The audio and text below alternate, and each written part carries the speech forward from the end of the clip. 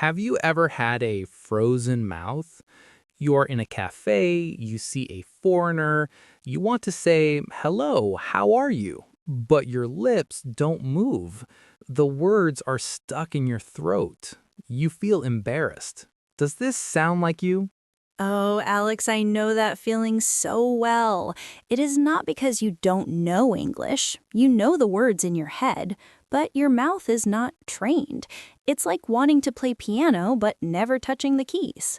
Exactly. And today we are going to fix that. Welcome back to the English Level Up podcast. I'm Alex. And I'm Sarah. This is the podcast where we make English easy, fun, and very practical for your daily life.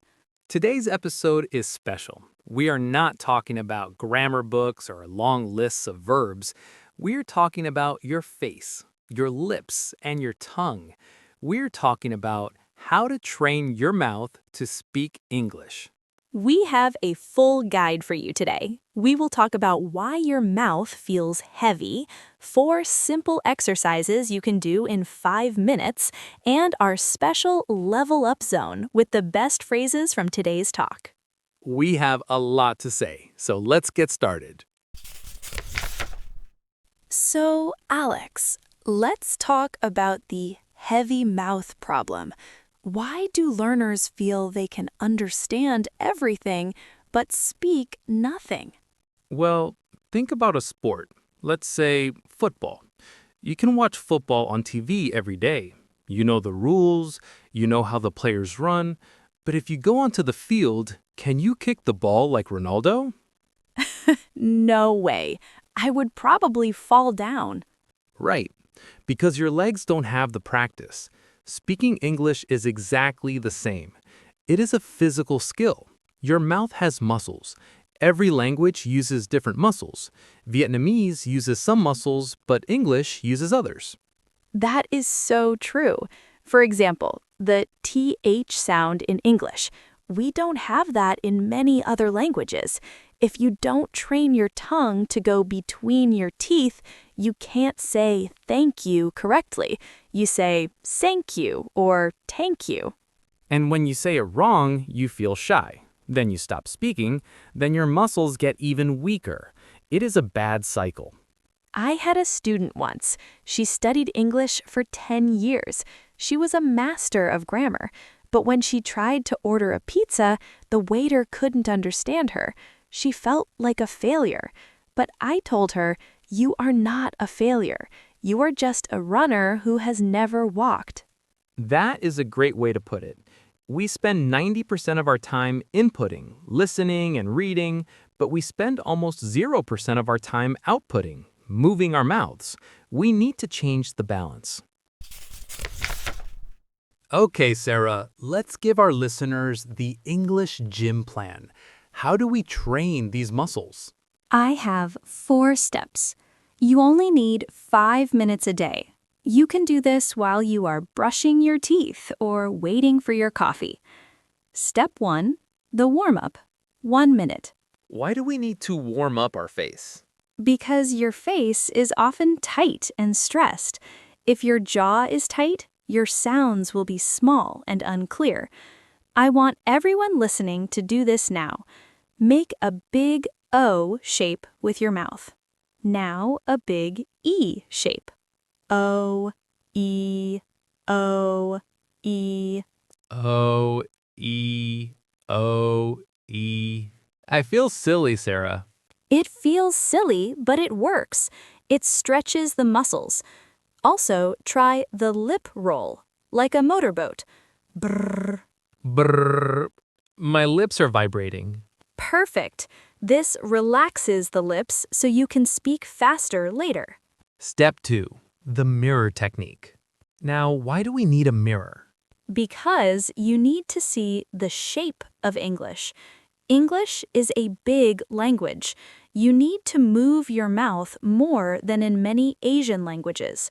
Look in the mirror and say, "I am learning to speak." Watch your mouth. Does it move or is it barely opening? I see. If my mouth stays closed, the sound stays inside. Exactly. In the mirror, try to copy the mouth shape of a native speaker. Open wide for the A sound. Round your lips for the W sound. Step 3. Shadowing. This is the most famous technique, right? Yes, shadowing. It is like being a shadow. You listen to a simple sentence and you say it at the same moment as the speaker. Don't wait for them to finish. Be their shadow.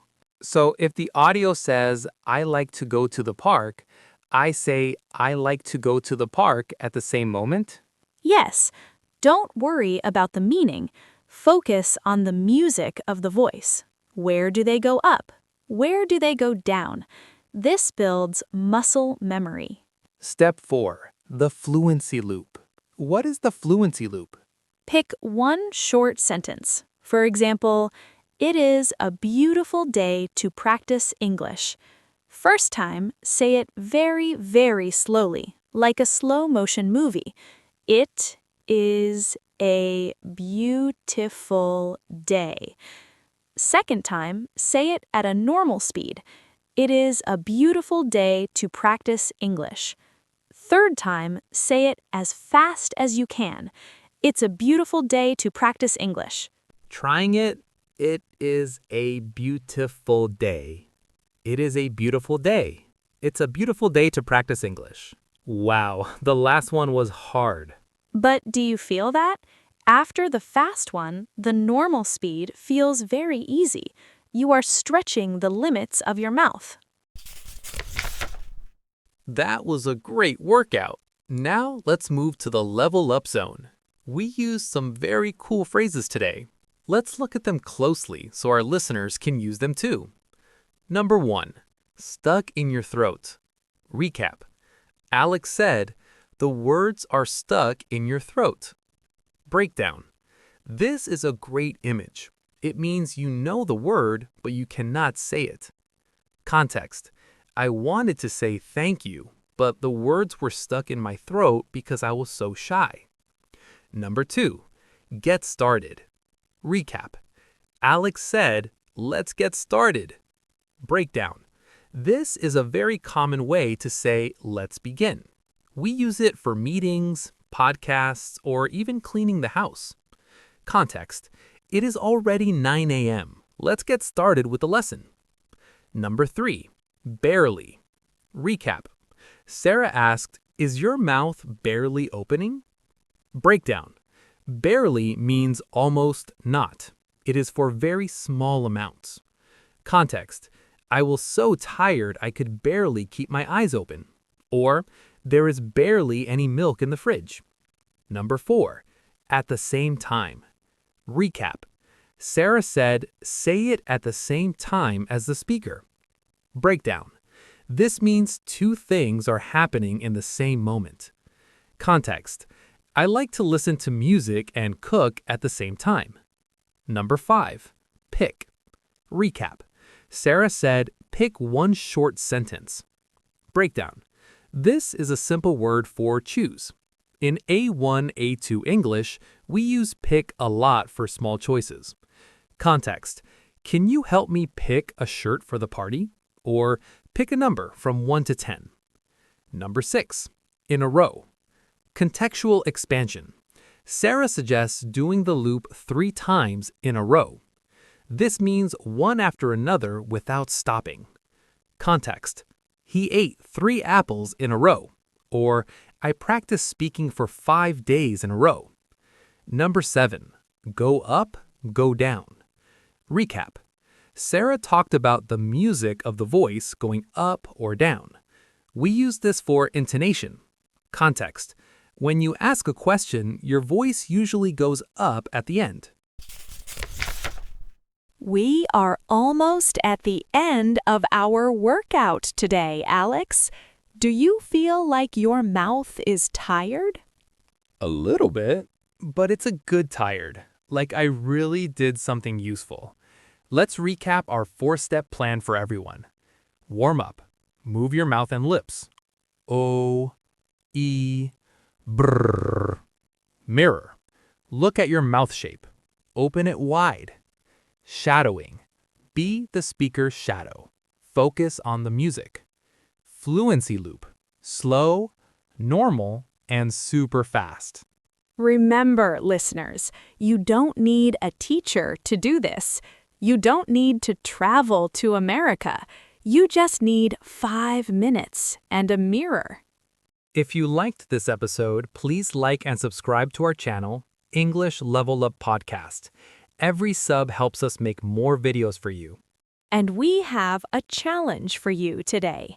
Go to the comments and write, "I practiced my mouth today," and tell us which sound is the hardest for you.